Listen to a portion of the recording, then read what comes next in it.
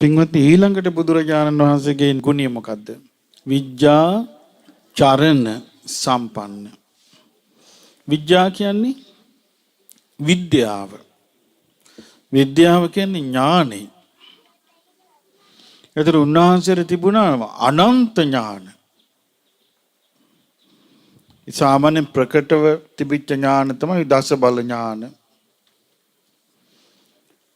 ඊළඟට අෂ්ට විද්‍යාව කියන්නේ 이르දි විද, දිවස්, ආදී ඥාන, නිකලස් බව. ඊළඟට විශේෂ ඥාන දෙකක් උන්වහන්සේට තිබුණා.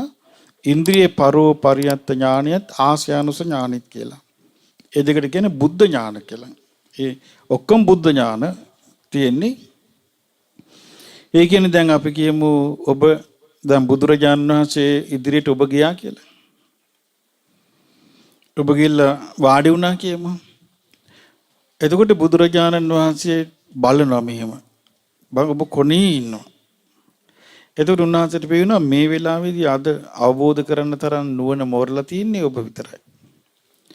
දැන් එතකොට බුදුරජාණන් වහන්සේ මෙතනදී ධර්මයේ දේශනා කරනවා. ඔබ ඉන්නේ එතන. ඔබට අවබෝධ වෙනවා.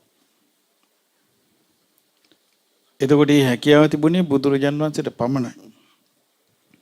ඒ බුදු නුවණ, ඒ නුවණට අනුකූල වූ චර්යාවක් උන්වහන්සේට තිබුණා.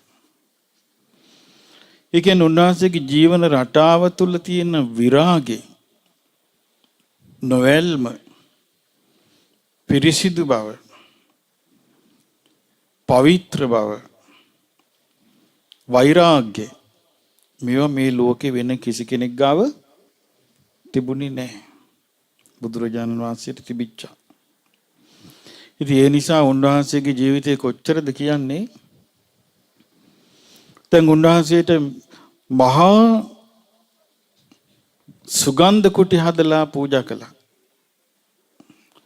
අපි දන්නවා මේ කවුද අනාථපිණ්ඩික සිටුතුමා හැදුවනේ ගන්ධ කිලියක්. ඒක තනිකර සුදු හඳුන් අරටුවෙන් හැදුවේ. එතකොට උන්වහන්සේට ගන්ධ කිලිය හදලා මහල් 7ක් වහල්වල 7ක් තිබ්බා ගන්ධ කිලිය. සුගන්ධ කුටිය හැදුවා. නමුත් උන්වහන්සේ චාරිකාවේ වඩිද්දී ආයෙ හැරිලා බලනවද? නෑ. සමහර දවස්වල උන්වහන්සේ බඩගින්න ඉන්නවා. කාට හරි පිට වෙන්න කියලා. දැන් ඔබ දන්නවනේ එක දවසක් උන්වහන්සේ උදේ බැලුවා කවුද මේ ධර්මය අවබෝධ කරන්නේ කියලා. බැලුවාම දැක්ක ගෝවියෙක්. එයා බ්‍රාහ්මණ කෙනෙක්. කසී බහරද්වාජ. බුදුරජාණන් වහන්සේ පාත්‍රෙත් අරගෙන දැන් උන්වහන්සේ තිබුණානේ උන්වහන්සේ දන්නවා මෙතනදී මෙයා দমনය කරන්න තියෙන්නේ කියලා. එහෙනම් උන්වහන්සේ වේලාසෙනි වළඳල යන්න එපා. අද මට දාන්න නැති වෙන්න පුළුවන්. වළඳල යන්න ඕනේ කියලා. එහෙම නැහැ. උන්වහන්සේ වැඩියා. උන්වහන්සේ වැඩලා පාත්‍රෙත් තරන් ඉන්නවා. දැන් මොන්න කිරිබත් ගෙනල්ලා ඒ කුඹුරු වපුරන දවස ලොකු පිරිසකට මේ කිරිබත් බෙදන්න තියෙන අවස්ථාවේ උන්වහන්සේත් ගිහලා එතන හිටගත්ත පාත්‍රයක් අරන්. එතකොට කසී බහරද්වාජ කියනවා මේ බොහොම අපූර්ව කෙනෙක් නොවේ. මම මේ වගාදිගා කරගෙන අනුභව කරනවා වගේ තමුන්නාන්සෙත් ඕක අතැල්ලා දාලා වගාවක් කරගෙන කාලවිල ඉන්න කිව්වා. ඒක බුදුරජාන් වහන්සේ මොකද්ද වදාළේ? බ්‍රාහ්මණේ මාත් වගාවක් කරනවා කිව්වා. මාත් වගාවක් කළා මං හොඳට අනුභව කරලා ඉන්න කෙනෙක් කිව්වා. ඊට පස්සේ ඇහුවාම අපිට පේන්නේ ඔබ වහන්සේගේ කුඹුරු. අපිට පේන්නේ ඔබ වහන්සේගේ ගවයෝ, මේ නගුල්, හීවැල් අපිට මුකුත් පේන්නේ නැහැ. බීජ මුකුත් පේන්නේ නැහැ කිව්වා. උන්වහන්සේ ධර්මයෙන් උත්තර දුන්නා. සද්ධා බීජං තපෝ වුට්ටි කියලා මගේ තපස තමයි මගේ කුඹුරට වහින වැස්ස. ශ්‍රද්ධාව තමයි මගේ බීජය. මම ඒක වපුරන මගේ ලැජ්ජා බය තමයි තියෙන කියලා විස්තර කර දුන්නා. ඊට පස්සේ මං වපුරනවා කිව්වා. නිවන කියලා අස්වැන්නක් මං ඒක වළඳනවා කිව්වා. මේ හරි පැහැදිලා කිව්වා එහෙනම් ඔබ වහන්සේ ඒකාන්තයෙන් සුදුසුයි. ඔබ වහන්සේත් ගොවියෙක් මමත් ගොවියෙක්. සුදුසුයි ගොවියෙකුට සපෝට් කරන්න ඕන කිව්වා. කියලා අර පාත්‍රයකට කිරිබතක් වඩාගෙන ගිහින් දුන්නා ඔබ වහන්සේට මේක මගේ ගානේ. මේ පයිපා කිව්වා. දැන් එපා කිව්වා. අනේ මං ඔබ වහන්සේට වෙන් කළේ දැන් මම මේකට මොකද්ද කරන්න කියලා ඇහුවා. කිව්වා බ්‍රාහ්මණේ තථාගතයන් වහන්සේ තථාගත ශ්‍රාවකිකර ඕක වෙන අනුභව කරන්න කවුරුත් නැහැ කිව්වා. එක්ක මේ තනකොළ නැති බිමකට දාන්න. වතුරට දාන්න නැත්තම් කිව්වා. මේ අරන් ගිහිල්ලා වතුරට දැම්මා. දානකොට මොකද වුනේ?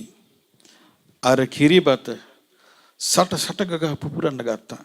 වතුරේ පුපුර දුන් දැම්මා. මුද්දටම බය වුණා. ඊට පස්සේ බුදුරජාණන් වහන්සේට ගිහිල්ලා කිව්වා අනේ ස්වාමීනි මේ වගාව තිබුණා වේ මගේ වගාව මට මේක ඕනේ නැහැ කිව්වා. ඔබ වහන්සේගේ වගාව මටත් හොඳයි කිව්වා. පැවිදි වුණා. රහත් වුණා.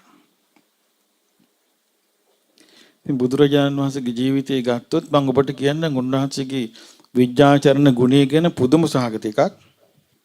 දැන් ඔබ එක පළාත් වලින් අද මෙහි ආවේ. වාහන වලින් ආපු අය ඉන්නවා, බස් වලින් ආපු අය ඉන්නවා.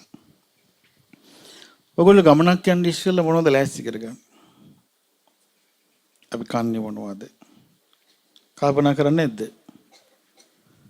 අඩු ගානේ වතුර බෝතලයක් ගන්න නැද්ද? පාරේ වතුර නැතුවද?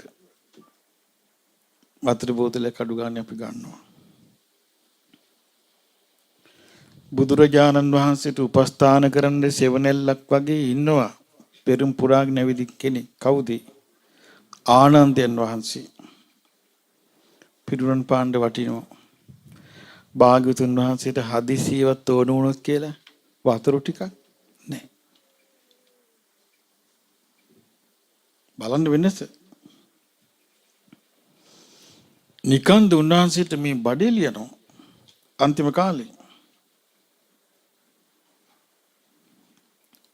දැන් ඔන්න කුසිනාරම පෙනිපෙනි ඈත උන්වහන්සේ ආනන්දයන් වහන්සේට කියනවා ආනන්ද කියන පිපාතෝස්මි ආනන්ද පානියන් ආහාර ආනන්ද මට හරි පිපාසයි මට පැන් ටිකක් ගේන්න කියනවා. ස්වාමිනී කියලා බෝතලිය ගලවලා දෙනවද? නෑ. කලයක් ළඟ තියෙන වතුර කලයක් එල්ලගෙන නෑ. ආනන්දයන් වහන්සේ එතකොට පාත්‍රෙත් අරගෙන හිට මෙහෙට යන වතුර හොයන්න. ගිහිල්ලා බලද්දී පොඩි ඇලපාරකින් කරත්ත 500ක් ගොඩ වෙලා සම්පූර්ණ වතුර මඩ වෙලා. එක කරත්තයක් ගොඩ වුණාම කොහොමද මඩ වෙනවනේ? 500ක් ගොඩ වුණාම කොහොම වෙද්ද? දැන් ආනන්දයන් වහන්සේ එහෙට යනවා මෙහෙට යනවා දැන් පැන් ටිකක් හොයාගන්න හිස් සතින් ආවා. අයුල කිව්වා ස්වාමීනි මේ ඇලක් තියෙනවා. කරත්ත 500ක් එගොඩ වෙලා ගිහිල්ලා හොඳටම මඩ වෙලා. අනේ ස්වාමීන් අපි තා පොඩ්ඩක් එහාට යන් හිරන්‍යවති නදිය තියෙනවා. ඒ නදියෙන් පැන් පහසු වෙන්නත් පුළුවන් ඇඟපත හොද ගන්නත් පුළුවන් පැන් වළඳින්නත් පුළුවන් කිව්වා. නේ ආනන්ද කලන්තේ පැන් ගේන්න කිව්වා. වෙන කරන්න දෙයක් නැහැ. ආපහු පාත්‍රෙත් තරම් එතෙන්ට වැඩියා. දැන් බලන්න ආනන්දයන් වහන්සේ කොහොම හිත හදාගෙන යන්නේ ඇද්ද එතෙන්ට. දැන් මඩ වතුර තියෙන්නේ. එතනට යනකොට වතුර පෑදිලා නිල් පාටට තියෙනවා. උන්වහන්සේ ආශ්චර්යයටපත් වෙලා පැන් අරගෙන ගිහින් පූජා කරනවා. එවන් අවස්ථාවක පිරිවන් පාන අවස්ථාවේවත් මගදී පරෝජන් ගන්නට කියලා වතුර බින්දුවක් අරන් ගියේ නැහැ. කොහොමද විද්‍යාචරණ සම්පන්න ගුණේ? කොහොමද නොඇලීම? කොහොමද විරාගේ? අපිට හිතින් හිතා ගන්න පුළුවන්ද? අපි වතුර බෝතල් ලෑස්ති කර ගන්නවා මොනවා හරි ලෑස්ති කර ගන්නවා ගමන බිමනක් යනකොට නේද? මේ සියල්ල අතහැරලා පිරිනවම් පාන්න වඩින්නේ. කොච්චර වෙනසක්ද? අපගේ ශාස්ත්‍රඥ වහන්සේ ඒකාන්තයෙන්ම විද්‍යාචරණ සම්පන්නයි. ඒ භාග්‍යවත්තු අරහත්තු ගෞතම නමෝ සම්මා සම්බුදු රජාණන් වහන්සේ ඒකාන්ත වශයෙන්ම විජ්ජාචරණ සම්පන්න වනසේක